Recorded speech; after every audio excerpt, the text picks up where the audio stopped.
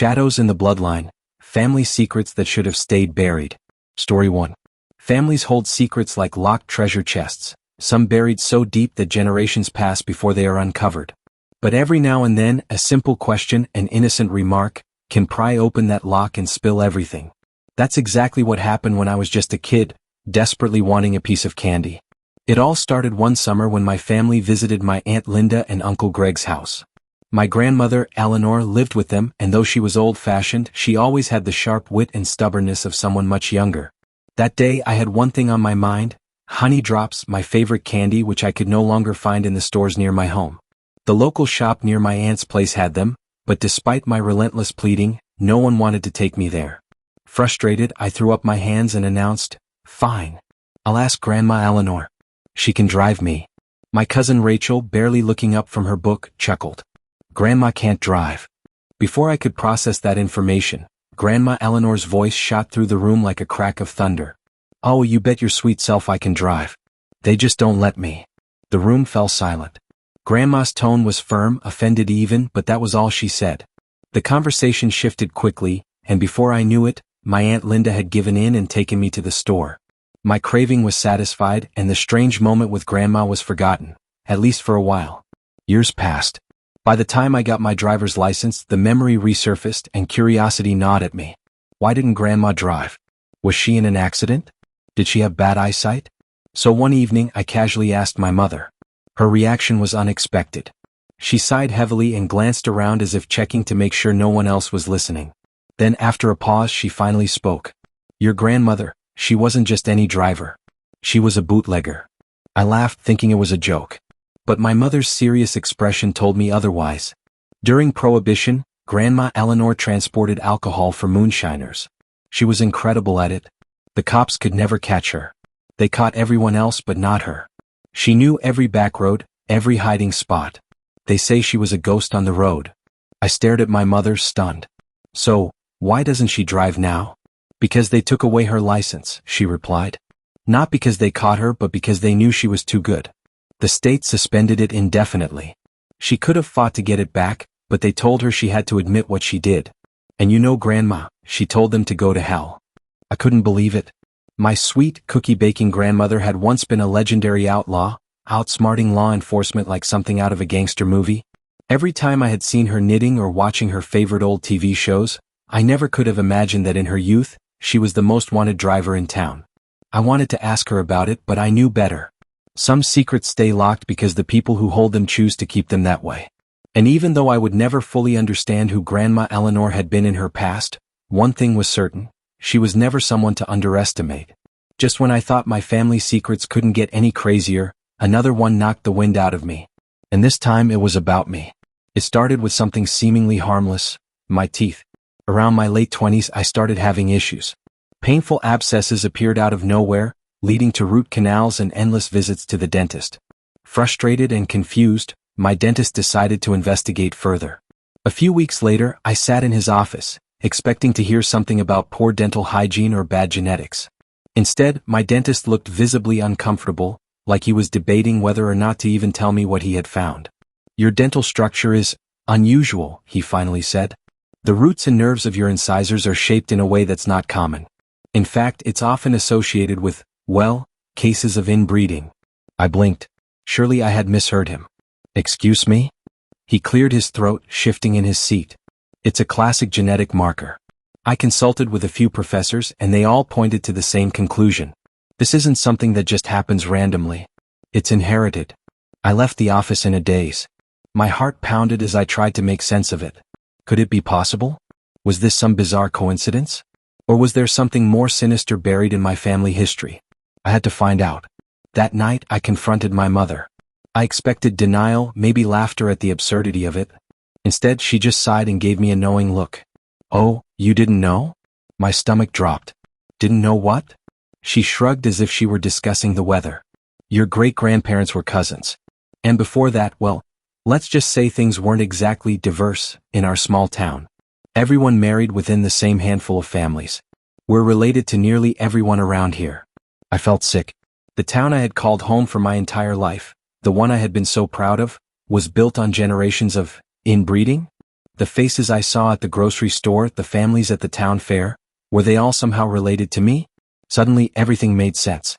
The odd resemblances between families, the unspoken rule about dating people from outside the town, the strange way my elders would hush up certain topics. I sat back, my mind spinning. I had always known my family was close-knit, but this was something else entirely. And just when I thought I had learned it all, my mother dropped one final bombshell. "Oh, and by the way," she added with a smirk, "this isn't even the biggest secret in our family." Story 2. A stranger's message that changed my life. My brother and I always had a gut feeling, our dad wasn't our biological father. But every time we brought it up, our parents brushed it off, so by the time we reached our late teens we let it go. Decades later, a friend request from a woman in Texas changed everything. At the time, I was a small YouTube craft personality, so I assumed she was just a fan of my tutorials. I accepted her request without a second thought. But the next day she messaged me with a story that made my heart race. Her stepfather, she claimed, was my biological father. And my brothers too. Skeptical, I dug into her claims. Her timeline checked out, and when she sent me a picture of the man, I just knew. His face was eerily familiar, too familiar to ignore. For a year and a half I kept the secret to myself. I couldn't look my parents or relatives in the eye, knowing they had all hidden the truth from me. Eventually, I discovered the full story. My mother had been briefly married to this man before divorcing him a year after I was born. Within 6 months, she had reconnected with and married the man I had always known as my dad. He raised us as his own, and no one ever spoke of it again. When I finally decided to tell my family, I planned a trip to meet my biological father and went to my parents' house for dinner to break the news. My dad's reaction was instant and furious. He accused me of stabbing my mother in the back. I had expected anger, but not this level of betrayal. My mom begged me to cancel the trip and rebook it with my brother so we could face it together. I agreed, thinking it would soften the blow. But when I finally told my brother, he exploded in rage. He felt betrayed that I had kept the secret for so long. I didn't know how to explain that I was just trying to protect him.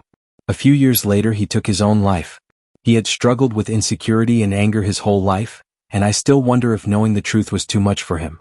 It's been over a decade and I still haven't met my biological father. Maybe one day. Story 3. The DNA test that nearly ruined my life.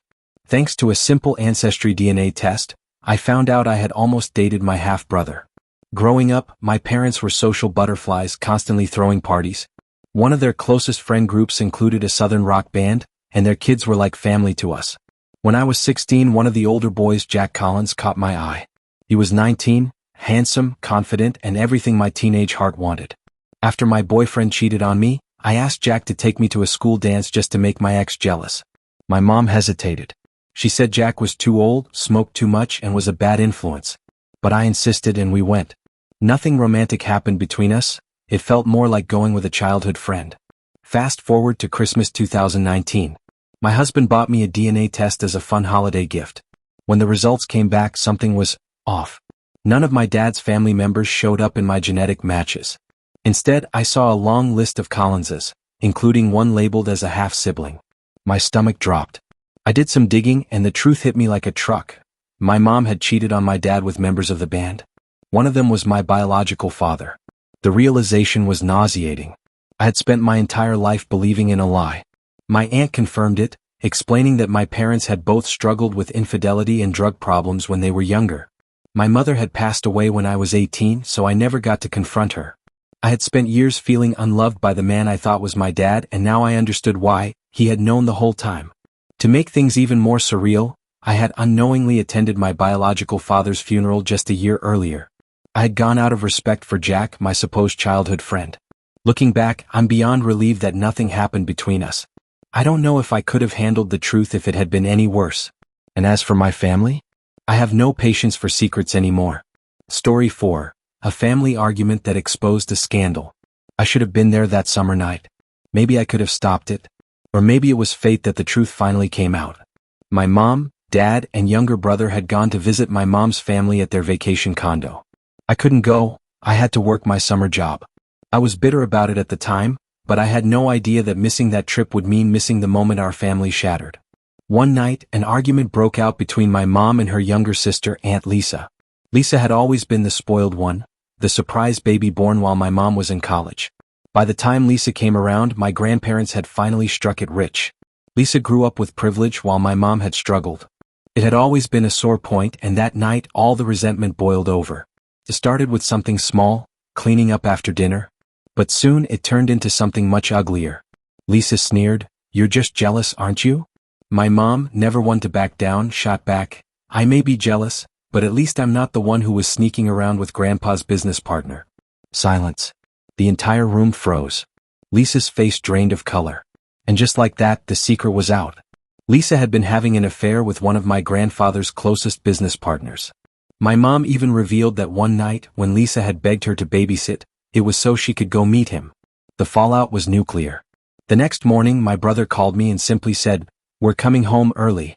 Everything's a mess." Most of our extended family took Lisa's side and turned against my mom. To this day I can't believe I missed the moment everything fell apart. But maybe some truths were never meant to stay buried forever. Story 5. The cycles we carry. Noah always knew his family was different, but it wasn't until adulthood that he realized just how tangled their history was. His mother, Evelyn, had been married multiple times, each relationship more chaotic than the last. His father, James, was no better, on his fifth marriage now, still trying to outrun his past. But the real weight of it all fell on Noah's older brother, Eli. A best-selling novel, loosely based on Eli's childhood, exposed the family's deep wounds. The trauma they endured was woven into fiction for the world to read, but for Eli, it was real. Despite being one of the kindest souls Noah had ever known, his brother carried the weight of addiction into his own family. Now sober, Eli still watched his children wrestle with the consequences of his past. Through it all, Noah learned that blame only goes so far. True courage lies in breaking the cycle, choosing healing over bitterness. And though the scars remain, he refuses to let them define the next generation. Story 6. The Man Who Became a Father. 7th grade. A history project.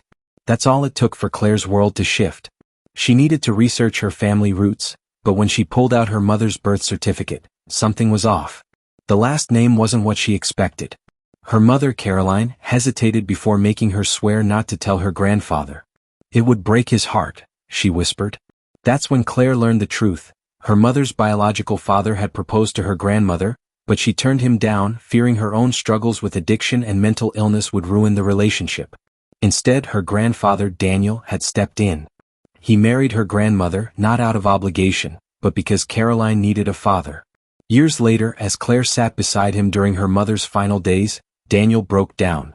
"I married your grandmother for your mom," he admitted, his voice thick with emotion. "She needed me." He passed in 2020, taking that secret with him. To this day, her mother's sisters still don't know the truth.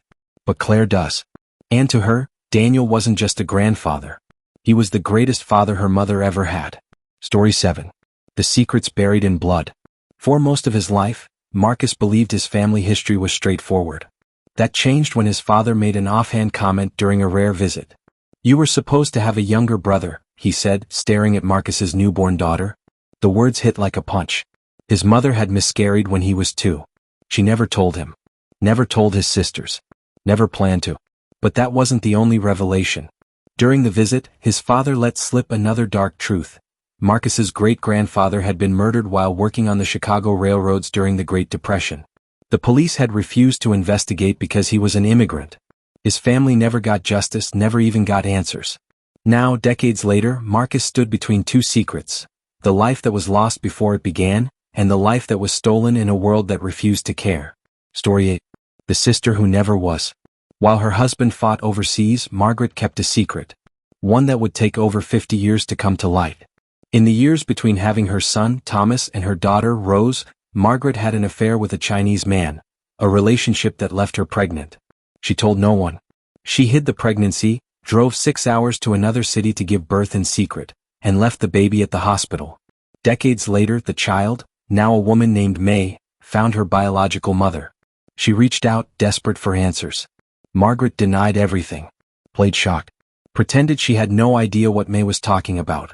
But when Margaret died, the truth surfaced. Birth records. DNA tests. The undeniable evidence that Thomas and Rose had a half-sister they never knew existed. The revelation shattered their perception of their mother, leaving them with a question that could never be answered. How do you mourn a sister you never got the chance to love? Story 9. The Family That Never Was. When Leo decided to search for his birth parents, it wasn't about curiosity, It was about survival. He had children of his own now, and he needed to know if there were genetic conditions he should be aware of. What he found was more than he bargained for. His biological parents had been college sweethearts, too young and unprepared for a child. They left him with a letter saying they loved him but couldn't raise him. Then, instead of going their separate ways, they stayed together. Got married. Had 3 more kids. Full siblings. When Leo met his birth father for coffee, he hoped for a connection. Instead, he got rejection. My wife, she never got over giving you up, his father admitted. She wouldn't handle this well. He asked Leo not to reach out again. So he didn't. Now, Leo watches his own children play, knowing that out there, just a town or 2 away, are siblings who share his blood but will never know his name. Story 10. The truth buried in DNA. War had already taken so much from Nathan. First, his health. An injury in combat left him with a seizure disorder. Then, his family, estranged and abusive, they were nothing more than ghosts from his past. But when doctors urged him to investigate his genetic history, he turned to DNA testing. The results unraveled his entire identity. His father? Not his father. His grandfather? Sterile. The truth? His grandmother had an affair with a neighbor's husband. The scandal had been buried for decades, hidden behind forced smiles and small-town whispers. But when Nathan tracked down one of his newfound relatives, a man who looked eerily like him, the weight of it all came crashing down. A week later, that man took his own life. Nathan never got the answers he was looking for. And now he never would. Story 11. The addict with a heart. To the world, Jonah was a lost cause. An addict. A failure. To his nieces and nephews, he was a hero. Jonah was the kind of uncle who showed up when no one else did. Sure, he smoked too much weed. Sure, his past was littered with bad decisions. But he was also the one who taught his nephew how to ride a bike, the one who told his niece that she deserved better than the boy who broke her heart. He wasn't perfect, but he loved them. And when he was gone, they didn't remember the addiction. They remembered the man who made them feel like they mattered. The Ghost of Kenny, Story 16. When I was 15, I stayed with my Uncle Jake for a few weeks in his cabin deep in the Ohio woods. Jake wasn't perfect. He drank too much and had a temper, but he loved me and I felt safer with him than anywhere else. That was until Kenny showed up. Kenny was older, with a greasy smile and a way of looking at me that made my skin crawl.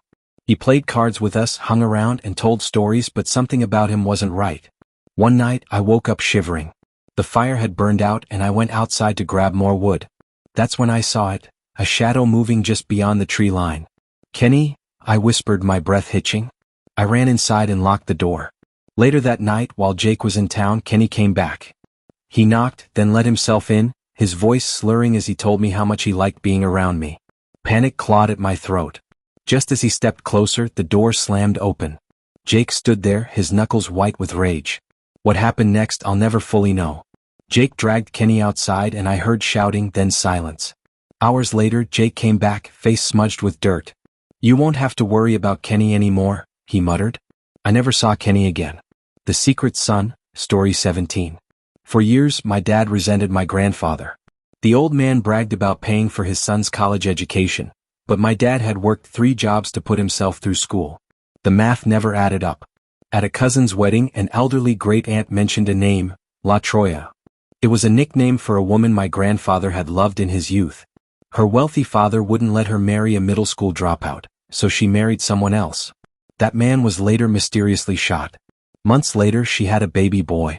Curious, I Googled her son's name. He had attended an Ivy League university and later became a judge. My grandfather had worked himself to the bone his whole life, flipping houses and working 2 jobs. But when he passed away, there was barely anything left of his fortune. It hit me like a freight train. My grandfather had put a son through college. Just not my father. The sister no one knew, Story 18. When my grandmother passed, we found a stack of letters and a cassette tape hidden in her old jewelry box. What we discovered shattered everything we thought we knew. Graham, my grandmother, had always been bitter about her childhood. She loathed her stepmother and half-sister, and we assumed she was just dramatic. But the tape told a different story. After her mother died, Graham's father remarried and sent her away to an orphanage. Her stepmother convinced the family that Graham was ungrateful, unworthy. When my grandfather left to fight in World War II, her stepmother sent her a sympathy card as if he were already dead, along with a cruel note telling her she was worthless. The ultimate betrayal?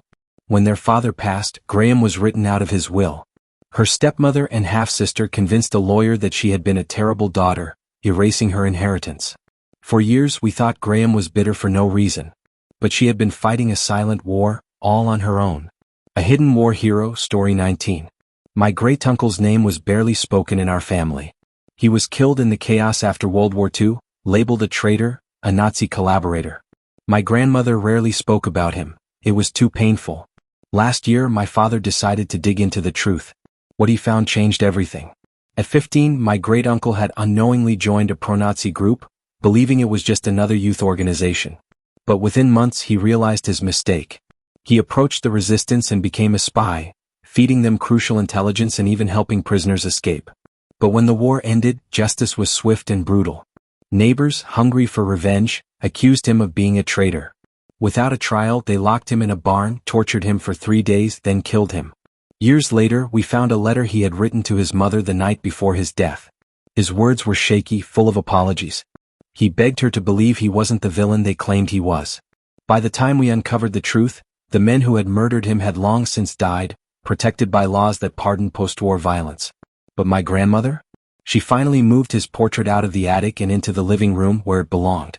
The family that no longer exists, story 5. When my niece took her own life, our family shattered. At first, we only knew the surface details. She had struggled with mental illness for years, fighting demons we didn't fully understand. Then, after her funeral, the truth came pouring out. She had been abused by our own relatives. Older cousins, ones we had grown up with, had stolen her innocence, and she carried the weight of that secret her entire life. Before she died, she confronted them at a family gathering. They called her crazy, a liar. When my sister came forward with the same accusations, they shut her down too. That was the moment our family stopped being a family. Some of our relatives refused to believe it. Others knew but chose silence over justice. The abusers walked away with their reputations intact, while my niece, who had once found the courage to speak, was now gone. Holidays aren't the same anymore. We don't visit. We don't call. And the worst part? I don't think we ever will again. A lineage built on lies, story 20. I always thought I came from a prestigious bloodline, a family with deep historical roots. Then I took a DNA test. My results made no sense. Half of my ancestors didn't match the records my grandmother had painstakingly documented. When I told her, she hesitated, then finally confessed. My mother wasn't supposed to exist. She had been born in secrecy, the result of a violent act or a forbidden affair. Her own father resented her. She was married off as soon as possible, just days before my grandmother was born. But the biggest shock? Her birth wasn't even recorded until 2 years later. It raised too many questions. Who was her real father? Was our lineage even real? Or had we spent generations building a legacy on a foundation of lies? Every family has secrets. Some are hidden out of shame, others out of fear, and some because the truth is too painful to face. But here's what I've learned. The past always finds a way to surface. No matter how deeply buried, the truth has a way of revealing itself. Whether it's a hidden lineage, a misjudged family member, or a dark truth that shatters relationships, secrets don't stay secrets forever. Silence protects no one, except the guilty. My niece's story, my grandmother's suffering, and my great-uncle's wrongful death all share one painful lesson. Those who stay silent allow injustice to thrive. Speaking up might break bonds, but it also breaks the cycle of pain. Not every family is worth keeping. We grow up believing family is everything. But sometimes, the people meant to love and protect us are the very ones who cause the most harm. Walking away doesn't make you weak, it makes you free. We must question the stories we've been told. Whether it's a grandfather's sacrifice, a lost inheritance, or a war hero erased from history, what we know isn't always the truth. Dig deeper. Ask questions. Find your own answers. The past shapes us, but it doesn't define us. What does define us is the courage to face the truth, no matter how hard it is to hear. If any of these stories resonated with you, share your own in the comments. Have you uncovered a family secret? Found out something that changed everything? Let's talk about it. Like, share, and subscribe for more real stories that make you think. Because the more we speak, the more we heal.